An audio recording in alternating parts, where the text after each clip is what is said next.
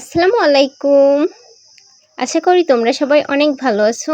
আজও দেখো কত সুন্দর একটা নকশি কাঁথা সেলাই করেছি আমি।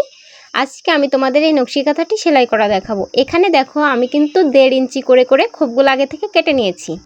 এখন আমাদের এই প্রত্যেকটা খোপের মধ্য দিয়ে 3 কোণার মতো করে আর কি সেলাই করে নিতে হবে, মানে বাঁকা করে সেলাই করে নিতে হবে।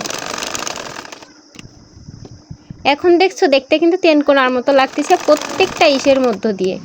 এই যে দেখো প্রত্যেকটা খোপের মধ্যে আমি কিন্তু মাঝখান বরাবর বাঁকা করে সেলাই করে যাচ্ছি। দেখো আবারও কিন্তু মাঝখান বরাবর বাঁকা করে আমাদের সেলাই করতে হবে, আবারও এখান থেকে বাঁকা করে সেলাই করে যেতে হবে।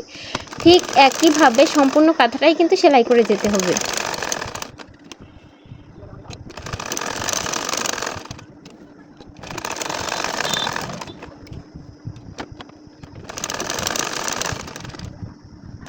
আজকের এই কাঁথাটাও সেলাই করার ক্ষেত্রে আমি 2 গুণ সুতা ব্যবহার করছি মেশিনের উপরের অংশে, আর ববিন কেছে 1 গুণ সুতা ব্যবহার করছি, আর কাঁথাটা 2 পোড়ল করে পেতে নিয়েছি, মানে 2 পর্দা করে পেতে নিয়েছি।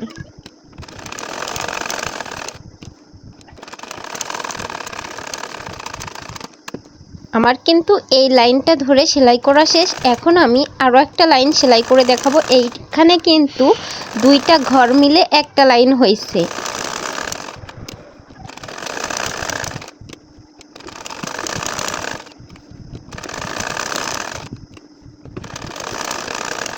এই কাঁথাগুলো সেলাই করার জন্য তোমরা ভালো মানের পবলিন কাপড় ইউজ করবা, কারণ এত কষ্ট করে করার পর যদি কালার চলে যায় তখন ভালো লাগবে না, কষ্টটাই বৃথা। সেজন্য পবলিন কাপড় ভালোটা ব্যবহার করবা।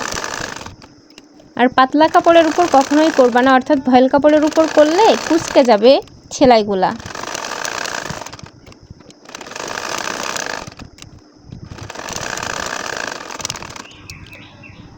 এখন আমি আরও 2টা খোপ মিলেই সেলাই করে দেখাবো। মোট টোটাল হচ্ছে, মানে এখানে তো 2টা ঘর মিলে একটা লাইন হয়েছে, সেক্ষেত্রে আমি মোট টোটাল 3টা লাইনই সেলাই করে দেখাচ্ছি, মানে 6টা খোপ আর 3টা লাইন। তারপর তোমরা একইভাবে নিচের অংশটা সম্পূর্ণ সেলাই করে ফেলবা। সম্পূর্ণ তো দেখানো সম্ভব না, তাহলে ভিডিওটি অনেক বড় হয়ে যাবে। আমি তোমাদের 3টা লাইনই করে দেখালাম আর 6টা ঘর সেলাই।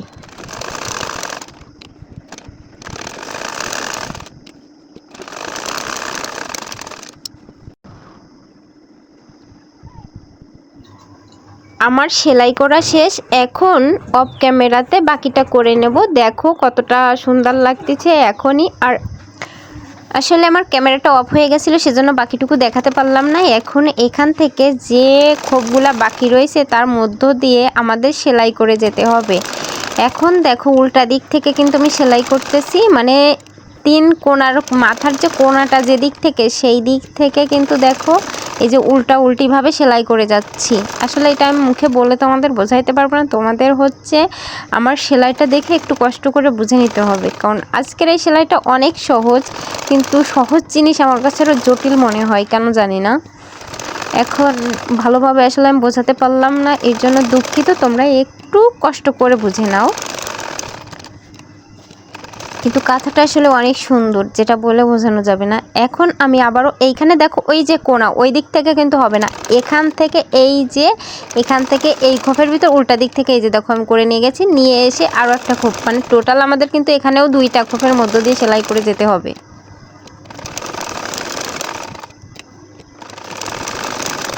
সর্বপ্রথম তোমরা ওই কোণাটা দেখে চিহ্নিত করে তারপর সেলাই করে যাবা।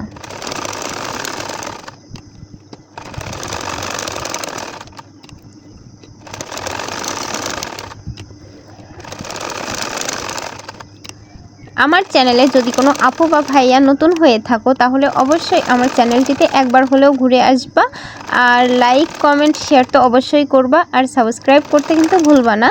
আর যেসব আপুরা এখনও আমার চ্যানেলটি সাবস্ক্রাইব করোনি, নিয়মিত ভিডিও দেখে থাকো, তারাও কিন্তু অবশ্যই করে দিবা।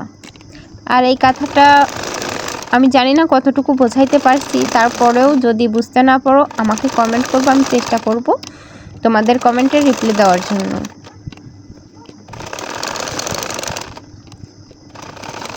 এখন দেখো আবারও কিন্তু আমি সেই একইভাবে কথা বলতে বলতে সেলাই করেই ফেলছি, ভুলেই গেছিলাম।